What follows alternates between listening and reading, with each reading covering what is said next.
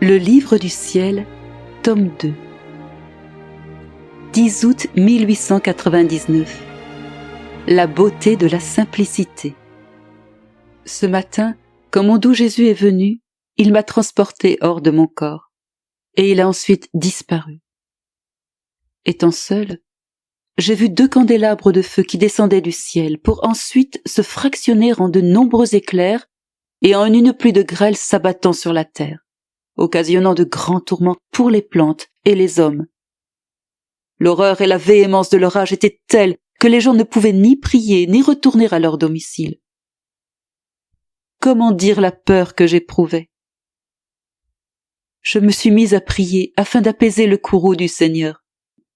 Quand il est revenu, j'ai remarqué qu'il tenait en main une barre de fer au bout de laquelle il y avait une boule de feu. Il me dit: « J'ai longtemps retenu ma justice. C'est avec raison qu'elle veut sévir sur les créatures qui ont osé détruire toute justice. Oh oui, je ne trouve aucune justice en l'homme. Il s'est totalement contrefait par ses paroles et ses actes. Tout en lui n'est que fraude et injustice, dont son cœur est à ce point envahi qu'il n'est plus qu'un fatras de vices. Pauvres hommes, comme vous vous êtes avilis. » Tout en parlant, il se mit à faire tourner la barre dans sa main, comme s'il allait blesser quelqu'un. Je lui dis: « Seigneur, que fais-tu » Il répondit: « Ne crains pas. Tu vois cette boule de feu? Elle va incendier la terre, mais elle ne frappera que les méchants. Les bons seront épargnés. » Je repris: « Oh Seigneur, qui est bon? Nous sommes tous méchants. Je t'en supplie, tourne ton regard non pas vers nous, mais vers ton infinie miséricorde. Ainsi tu seras apaisé. » Jésus poursuivit: « La justice a pour fille la vérité. Je suis l'éternelle vérité, et je ne peux induire en erreur. Ainsi l'âme juste fait briller la vérité dans tous ses actes.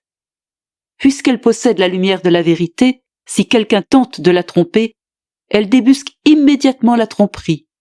Et avec cette lumière, elle ne trompe ni son voisin ni elle-même et ne peut être trompée. La justice et la vérité ont pour fruit la simplicité, qui est une autre de mes qualités. Je suis tellement simple que je peux pénétrer partout et que rien ne peut m'arrêter. Je pénètre le ciel et les abîmes, le bien et le mal. Même en pénétrant le mal, mon être ne peut se salir ni recevoir le moindre ombrage. Il en est de même pour l'âme qui, par la justice et la vérité, possède le magnifique fruit de la simplicité. Cette âme pénètre le ciel, pénètre les cœurs pour les conduire à moi, et pénètre tout ce qui est bon. Quand elle se trouve parmi les pécheurs et qu'elle voit le mal qu'ils font, elle n'en est pas salie. Car par sa simplicité, elle écarte promptement le mal. La simplicité est si belle que mon cœur est profondément touché par un seul regard d'une âme simple. Cette âme fait l'admiration des anges et des hommes.